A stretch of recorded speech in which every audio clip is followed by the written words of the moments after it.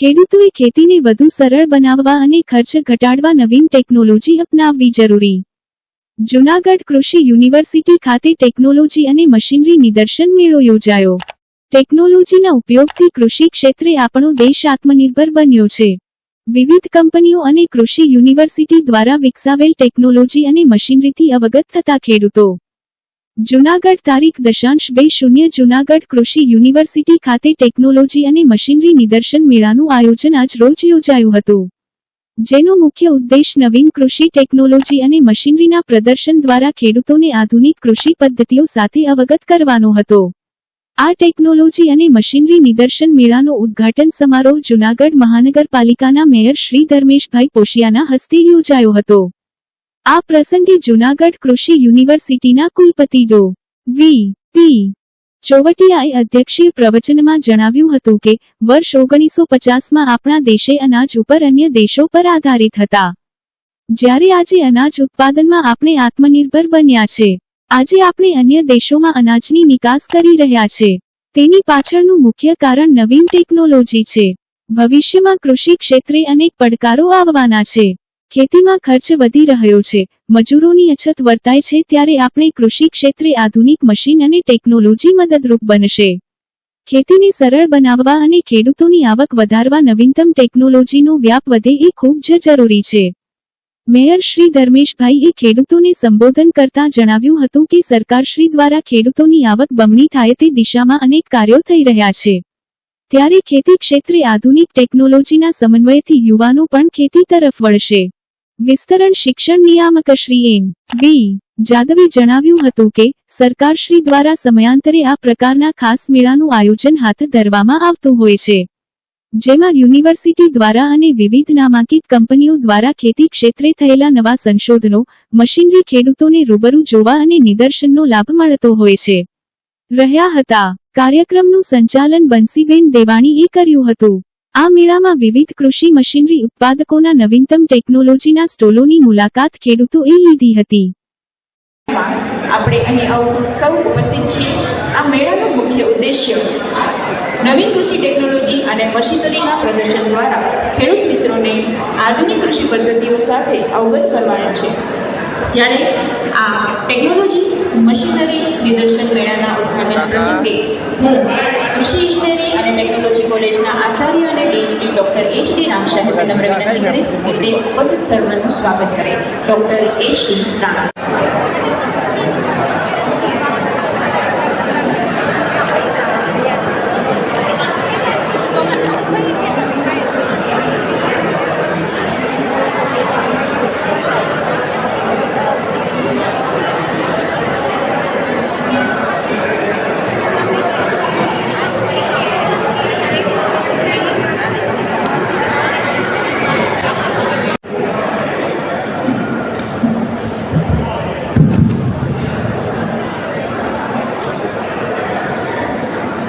આજના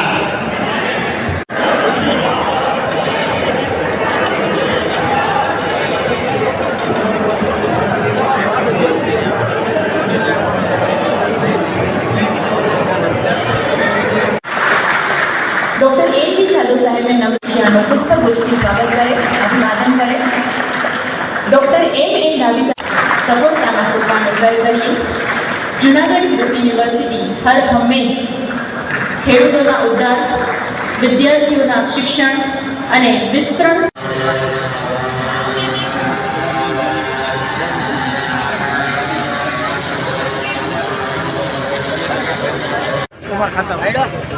એમાં subsidy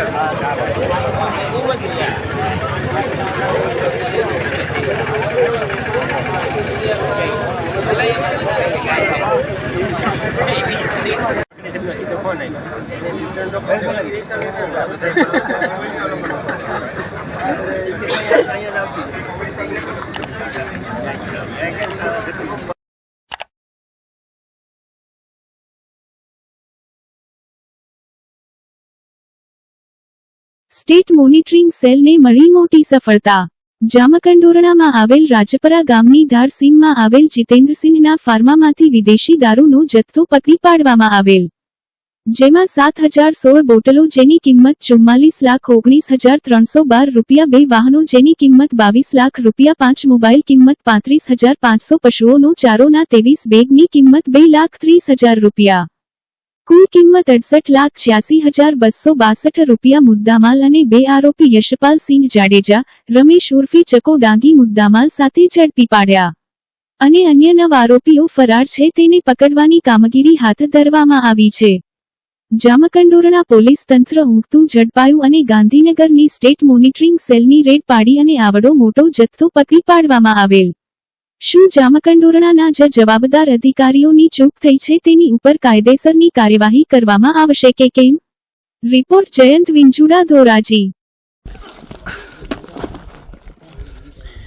1 minute ચાલુ રાખજો.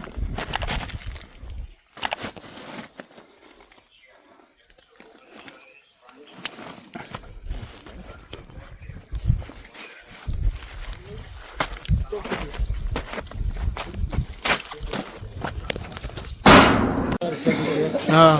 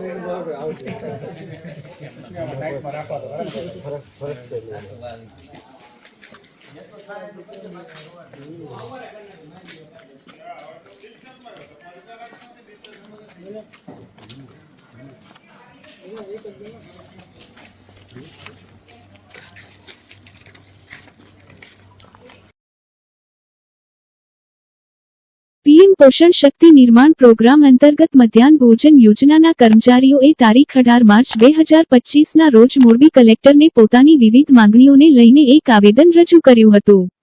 આ આવેદન રજૂ કરવામાં મધ્યાહન ભોજન યોજના કર્મચારી સંકલન સંઘ અને ભારતીય મજદૂર સંઘ દ્વારા આ આવેદન રજૂ કરી પોતાની વિવિધ માંગણીઓને પૂર્ણ કરવા આવેદનમાં તાકીદ કરાઈ હતી.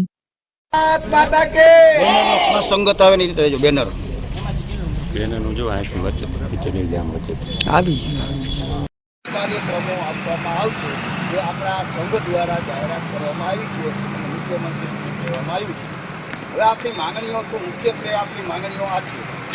ભારત સરકારની આ યોજના સુરતે ગેજેટ મુજબ શાળાના કમ્પાઉન્ડમાં જ ગરમ તાજું ભોજન બનાવી લાભાર્થી બાળકોને પીરસવાની મુખ્ય ગાઈડલાઇનથી વિપરીત ખાનગીકરણના માધ્યમથી બજેટમાં 551 કરોડની ફાળવણી કરી ખાનગી સંસ્થાઓને કેન્દ્રીય રસોડાનો કોન્ટ્રાક્ટ આપવાની જાહેરાત અને કમિશનર કચેરી દ્વારા જાહેર થયેલ ટેન્ડર તાકીદે રદ કરવાની અને ગુજરાત રાજ્યમાં ભારત સરકારની ગાઈડલાઇન મુજબ જે તે શાળાઓમાં જ ઉપલબ્ધ સંપૂર્ણ સુવિધા સાથેના રસોડા આપણી પાસે છે બધાની એ રસોડામાં સ્થાનિક રસોઈયા દ્વારા સ્થાનિક રુચિ સ્વાદ મુજબના બધા ગરમ અને તાજા ભોજન અને નાસ્તા વ્યવસ્થાઓ જ ચાલુ રાખવાની આપણી મૂળની માંગણી છે. આ યોજનામાં કામ કરતા અને શ્રમ અને રોજગાર વિભાગના અસંગઠિત શ્રમિક તરીકે નોંધાયેલા કામદારોને અન્ય કામદારો માફક સામાજિક સુરક્ષા સહિતના તમામ લાભો મળવા જોઈએ એવી પણ અમારી મૂળની માંગણી છે. બીજો મુદ્દો છે આપણો આ યોજનાના કર્મીઓ માનવ વેતન ધારક છે. 11 મહિનાના કરાર આધારિત રિન્યુએબલ નિવૃત્ત છે. ત્યારે અને કરારમાં પણ નિવૃત્તિની કોઈ મર્યાદા નથી. તેમ છતાં 60 વર્ષ બાદ એને રિન્યુ કરવામાં આવતા નથી. ખાસ કરીને વિધવા અને બેસતા અને ગરીબ બહેનો સેવામાં છે. ઉંમરના એવા તબક્કે કામથી દૂર કરવામાં આવે છે ત્યારે એમને ભોજન અને માનવ વેતનની ખૂબ જ જરૂર છે. આનંદ વેતન ધારક હોવાથી એને અન્ય કોઈ પેન્શન ગ્રેચ્યુટી વગેરે લાભો નથી મળતા. આગળનું જીવન હોશિયારું બની જાય છે ત્યારે તંદુરસ્તી તબીબી પ્રમાણપત્રના આધારે 65 વર્ષ સુધી સેવામાં ચાલુ રાખવામાં આવે એવી અમારી બુલંદ માંગણી છે. આપણે ઉપરોક્ત 3 માંગણીઓ થતાં કોઈ જાહેરાત ન થતાં આજ આપ કલેક્ટર સાહેબ મારફતે આ મુખ્ય 3 માંગણીઓ સાથેની અમારી નારાજગી મુખ્યમંત્રી પાસે પહોંચાડવા આવેદનપત્રના માધ્યમથી આપણે સૂચન કરીએ છીએ. અમારા જે તે જિલ્લાના મહાનગરપાલિકા અને જિલ્લાના કર્મીઓ દ્વારા આપણે આવેદનપત્ર સૂચન કરીએ છીએ. આ રીતનું આપણે આવેદનપત્ર આપ્યું. હવે આવેદનપત્રની કેટલી અસર સરકાર ઉપર પડે છે એનું પ્રદેશના આપણા જે નેતાઓ છે એ નિરીક્ષણ કરશે અને રાહ જોશે. જો આનું કાંઈ નહીં થાય તો આના પછીના આપણા કાર્યક્રમો સતત ચાલુ રહેશે. એ કાર્ય की क्या पहचान? त्याग का परिचय और बलिदान, डीएमएस की क्या पहचान? त्याग का परिचय और बलिदान, डीएमएस की क्या पहचान? त्याग का परिचय और बलिदान। भारत माता की जय, भारत माता की जय। આજ રોજ તારીખ આજ રોજ તારીખ 18/3/25 મંગળવારના રોજ અમારા ભારતીય મજદૂર સંઘના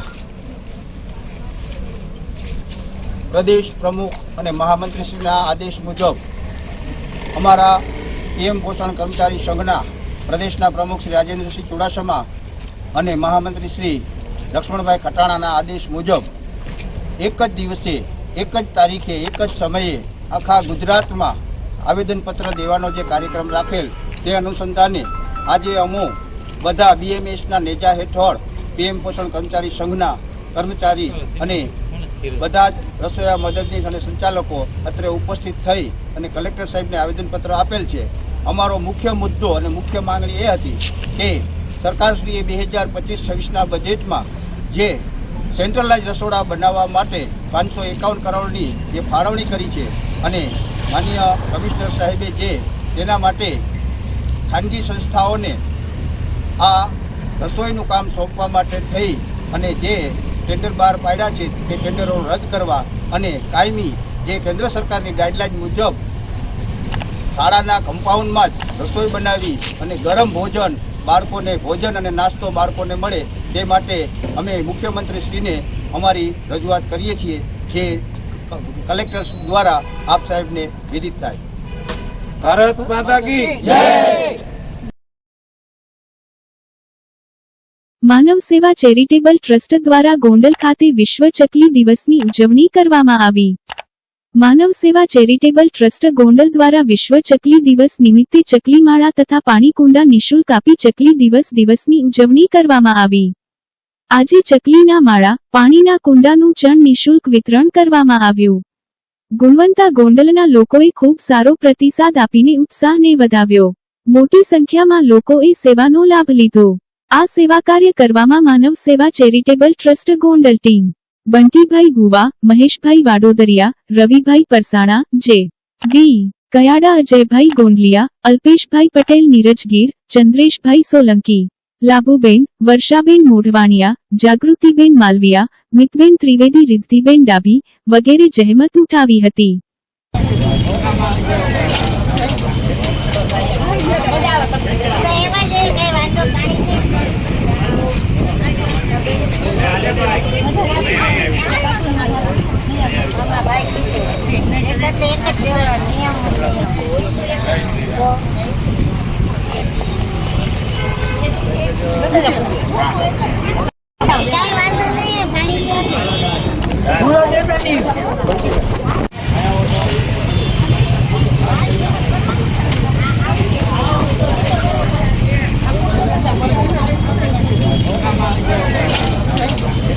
Bye.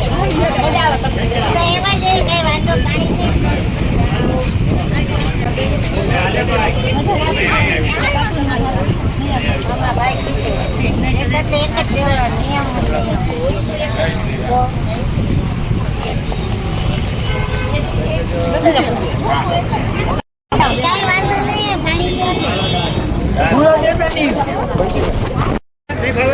20 માર્ચ એટલે કે ચકલી દિવસ, વિશ્વ ચકલી દિવસ. આ વધતા જતા કોન્ક્રીટના જંગલોમાં એક ચકલી વિલુપ્ત થતી જઈ રહી છે. ગામડામાં છે હજી, પણ શહેરમાં તો ક્યાંય જોવા જ નથી જડતી. એના માટે આ માનવ સેવા ચેરિટેબલ ટ્રસ્ટ એક સારો પ્રયાસ કરી રહી છે. ચકલીના ઘર અને કુંડાનું વિતરણ કર્યું છે. અત્યાર લગીમાં લગભગ 5-6 હજાર તો વિતરણ થઈ ગયું છે અને હજી વિતરણ ચાલુ છે. માનવ સેવા ચેરિટેબલ ટ્રસ્ટની પૂરી ટીમ અહીંયા ખડે પગે છે અને હું પણ એક મજૂરભાઈ અહીંયા સેવા દેવા માટે આવ્યો છું. નમસ્કાર, હું છું માનવ સેવા ચેરિટેબલ ટ્રસ્ટ ગોંડલના એક સભ્ય, એક ટ્રસ્ટી તરીકે અહીંયા ઉપસ્થિત થઈ છું. 20મી માર્ચ એટલે ચકલી દિવસ બધાને આમ તો યાદ જ હોય. ચકલી દિવસ શું કામ ઉજવવામાં આવે છે? કારણ કે ચકલી હવે લુપ્ત થતી જાય છે અને એ જ ચકલીને પાછી જીવંત કરવા માટે અમારા માનવ સેવા ચેરિટેબલ ટ્રસ્ટનો એક નાનો એવો પ્રયાસ છે કે આ ચકલી ફરી પાછી જીવંત થાય એ માટે આજે 20મી માર્ચના રોજ અમે બધા ભેગા થઈને પાણીના કુંડા અને ચકલીના માળાનું આજે વિતરણ કરવાનું આયોજન કરેલું છે અને તમામ લાભાર્થીઓ તથા તમામ સભ્યો હાજર રહ્યા છે તે બદલ સૌનો ખૂબ ખૂબ આભાર. જૂનાગઢમાં છેલ્લા ઘણા વર્ષથી વન અને પર્યાવરણ સંરક્ષણ ક્ષેત્રે કામગીરી કરનાર સેવાભાવી સંસ્થા હ્યુમાનિટી ફર્સ્ટ નોન ગવર્નમેન્ટલ ઓર્ગેનાઇઝેશન દ્વારા વિશ્વ ચકલી દિવસની ઉજવણી કરવામાં આવી હતી. જૂનાગઢ કૃષિ યુનિવર્સિટી ખાતે અમેઝિંગ જૂનપેજ વાંચન વલોણું સંસ્થા તથા WC બી રિસર્ચ ફાઉન્ડેશનના સંયુક્ત ઉપક્રમે વિના મૂલ્ય અને ઇકો ફ્રેન્ડલી ચકલીના માળાનું વિતરણ કરવામાં આવ્યું હતું અને પક્ષીઓ અવેરનેસ કેમ્પેઇનનું પણ આયોજન કરવામાં આવ્યું હતું. આ કાર્યક્રમમાં ડીવાયએસપી શ્રી હિતેશ ધાંધલિયા સાહેબ પણ જોડાયા હતા. એમના દ્વારા પણ ચકલીદરનું વિતરણ કરવામાં આવ્યું હતું તથા મીડિયાના માધ્યમ થકી જાગૃતિ ફેલાવવામાં આવી હતી અને લોકોને પક્ષીઓ બચાવવા માટેની અપીલ પણ કરવામાં આવી હતી તથા આ કાર્યક્રમ દરમિયાન તમામ સંસ્થાઓના યુવાનોને પ્રોત્સાહન પણ પૂરું પાડ્યું હતું. આ કાર્યક્રમમાં national service scheme college of એગ્રીકલ્ચરના વિદ્યાર્થીઓ પણ વોલન્ટિયર તરીકે જોડાયા હતા અને કૃષિ યુનિવર્સિટીમાં કૃષિ મેળો હોવાથી બહાર ગામથી પણ આવેલા ઘણા બધા લોકોએ આ કાર્યક્રમનો લાભ મેળવ્યો હતો.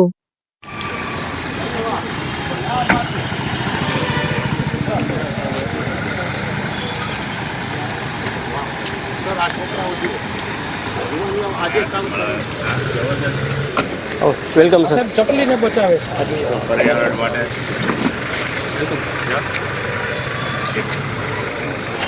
અમુક તમને ચકલી વિશેના અભિપ્રાય આપવાનો રહેશે. 1 મિનિટના ક્વેશ્ચન આન્સર રહેશે.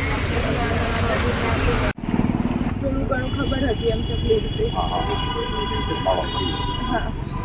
તમારા જ્ઞાન મુજબ ચકલીઓ મુખ્યત્વે શું ખાય છે? બીજ, અનાજ, કીટકો, ફળો, પરાગરજ. તમે છેલ્લી ચકલી ક્યારે જોઈ હતી? આજે, ગઈકાલે, ગત અઠવાડિયામાં, ગત મહિને? જય હિન્દ, મારું નામ છે Deven Gadhvi. Lion nature rescue team કેશોદથી આવું છું. આજ રોજ વિશ્વ ચકલી દિવસ 20 માર્ચે વિશ્વ ચકલી દિવસ ઉજવવામાં આવે છે. એ ચકલી દિવસમાં હ્યુમાનિટી ફર્સ્ટ, અમેઝિંગ જૂનાગઢ અને વાંચન વિહોણું નામના સંસ્થાઓના આમંત્રણ માન આપી હું કેશોદથી આવેલો છું. આ આયોજનમાં વિના મૂલ્યે ચકલીઓના ઇકો ફ્રેન્ડલી માળાઓનું વિતરણ કરવામાં આવે છે. આ વિતરણ કરેલા માળાઓ આશરે 500 જેટલા વ્યક્તિઓએ માળા લીધેલા છે અને આજરોજ ચકલીઓના તથા બીજા બધા બર્ડ્સના અવેરનેસ કેમ્પનું પણ આયોજન કરેલું હતું, જે WCB રિસર્ચ ફાઉન્ડેશન દ્વારા કરવામાં આવેલું છે. આ રિસર્ચ ફાઉન્ડેશન એ ચકલીઓના તથા બીજા બધા પક્ષીઓના ડેટા એનાલિસિસ કરે છે કે રેવન્યુ વિસ્તારની અંદરથી આપણા ઘર, સોસાયટી અને આપણા આજુબાજુના ગામમાં જે કોઈ રીતે ચકલીઓના અથવા બીજા કોઈ પક્ષીઓના કોન્ટેક્ટ કઈ રીતે થાય છે, આપણી આસપાસ ચકલીઓ રહે છે તો એનું શું મૂલ્ય છે તથા આપણી આસપાસ ચકલીઓ નથી રહેતી તો એનું શું કારણ છે.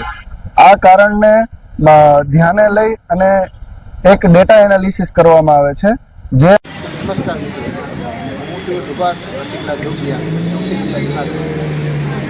આજે 20 માર્ચ ચકલી દિવસ છે. મોતીબાગ ખાતે humanity first NGO, WCB research foundation અને ચોપડીનું વાંચન વલોણું નામની સંસ્થા છે. એ ત્રણેય વ્યક્તિ ભેગા થઈને અહીંયા ચકલીના માળાનું આયોજન કર્યું છે. એ ખૂબ સરસ વસ્તુ છે. આપણે ખરેખર ચકલીઓ પ્રત્યે થોડુંક જાગૃત થવાની જરૂર છે. આજે ખરી ચકલીઓ વાર્તામાં જ દેખાય છે, આમ કે રૂબરૂ દેખાતી નથી. જો થોડુંક નાના જીવ પ્રત્યે આપણે ધ્યાન રાખીએ તો આવતી ભવિષ્યની પેઢી માટે એ લાભકારક છે. અને ખૂબ સરસ આયોજન છે. કોઈ વિના મૂલ્યે ચકલીના માળા આપે છે, જેથી કરીને થોડી ઘરની શોભાએ વધે અને કંઈક માણસને જીવવાનો એક ઉમંગ આવે. જો ઘરમાં ચકલીઓ આવે તો મહેરબાની કરી મોતીબાગ આવો અને આવી રીતે સંસ્થાના જોડાવ અને ચકલીઓને માળાનું ધ્યાન રાખો અને ચકલીનું ધ્યાન રાખો. જી, આપનું નામ? ભગવાન મોડી. આજના કાર્યક્રમ વિશે તમે શું કહેવા માગશો? આજે ચકલી દિવસ છે 20 માર્ચ 2025 ના રોજ. ચકલી આજકાલ બહુ જ ઓછી થતી જાય છે. આ બધું ઝાડનું કપાટ આપણે જો કે ચકલીને બચાવવા માટે કંઈક તો કરવું જ પડશે. કે ભારતની સંસ્કૃતિ છે ચકલી. ચકલી જો ધીરે ધીરે નાબૂદ થઈ ગયા છે, આગળની પેઢીમાં આપણે બતાવવા શું માગશે કે ચકલી હતી નથી. જો કે અત્યારે સિટીમાં જોઈએ તો જોવા જ નથી. ગામડામાં ભાગ્યે જ જોવા મળે છે. જો કે વગડામાં રહેતા હોય ખેડૂતના ઘરે જનરલ ચકલી જોવા જ નથી મળતી. તેને બચાવવા માટે આપણે કંઈક તો કરવું જ પડશે. ચકલીને બચાવવા માટે 88 વર્ષ પૂરા કરી 89 વર્ષમાં પ્રવેશ કરતું જૂનાગઢ સાર્વજનિક મફત છાશ વિતરણ કેન્દ્ર. આજ તા 20 માર્ચ 2025 અને ગુરુવારથી ઉનાળાના 3 મહિના સુધી 350ની વધારે પરિવારોને કાર્ડ કાઢી અને દરરોજની 400 mlની 2 થેલી છાશની આપવામાં આવશે. આજથી 90 વર્ષ પહેલા લડાલથી જૂનાગઢ રહેવા આવેલા સંઘવી પરિવારના વડીલોએ આ સેવાકીય પ્રવૃત્તિ ચાલુ કરેલ અને આજે તેમની ચોથી પેઢી આ સેવાકીય પ્રવૃત્તિ કરી રહેલ છે. તારક ચિહ્ન સુખનાથ ચોક એરિયામાં 88 વર્ષ પૂરા કરી અને 89મા વર્ષમાં પ્રવેશ કરશે આ છાશ વિતરણ કેન્દ્ર સુખનાથ ચોકમાં પારોલ એપાર્ટમેન્ટમાં આજરોજ પહેલા દિવસના મુહૂર્ત સાચવવા 21,000 રૂપિયા આપી અને મહાવીર રાહત કેન્દ્ર હસ્તે ગુણવંતભાઈ સંઘવીએ લાભ લીધેલ હતો અને આજે તેમના પ્રતિનિધિ સુરેશભાઈ સંઘવીના વરદ હસ્તે વિતરણ કરવામાં આવેલ અને જગમાલ ચોકમાં આજનું મુહૂર્ત સાચવી 21,000 રૂપિયા આપી અને નીતાબેન સુરેશભાઈ ગાંધીએ લાભ લીધેલ હતો. તારક ચિહ્ન. તો આ હતા આજના સમાચાર. આવતીકાલે ફરી મળીશું નવા સમાચાર સાથે. ત્યાં સુધી રજા આપશો. નમસ્કાર. અને હા, અમારી ચેનલને લાઈક કરી, શેર કરી, સબસ્ક્રાઇબ કરી અને કોમેન્ટ જરૂર કરશો. જોતા રહો ગજાનંદ ન્યૂઝ નેટવર્ક.